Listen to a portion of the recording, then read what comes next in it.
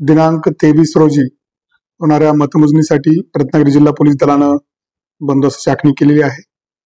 आपल्याकडे एकूण 5 विधानसभा मतदार क्षेत्र आहेत आणि 5 ठिकाणी मतदान मोजणी होणार आहे।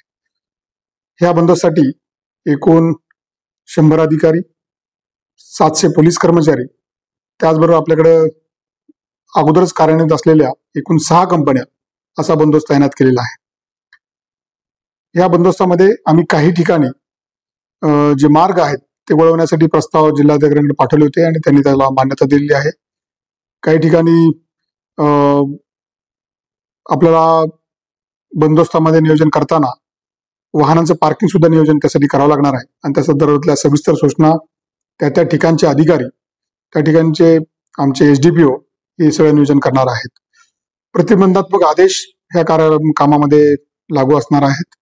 याच्यामध्ये कुठल्याही प्रकारच्या लाऊडस्पीकरचा वापर करताना, कुठल्याही प्रकारचा जमवताना त्या ठिकाणी प्रांताधिकाऱ्यांची परवानगी घेणं आवश्यक असणार आहे। लाऊडस्पीकरची परवानगी पोलीस ठाण्यांच्याकडनं दिली जाणार आहे। त्यामुळं या संदर्भातली सर्व काळजी पोलीस विभागाने घेतलेली आहे। मी आपल्या माध्यमातून सर्वांना आवाहन करतो की ह्या कालखंडामध्ये पोलीस प्रशासनाला सहकार्य करावं, त्यांच्या नियमांचं आणि त्यांनी दिलेल्या सूचनांचं पालन करावं, अशा प्रकारचं आवाहन करतो। धन्यवाद।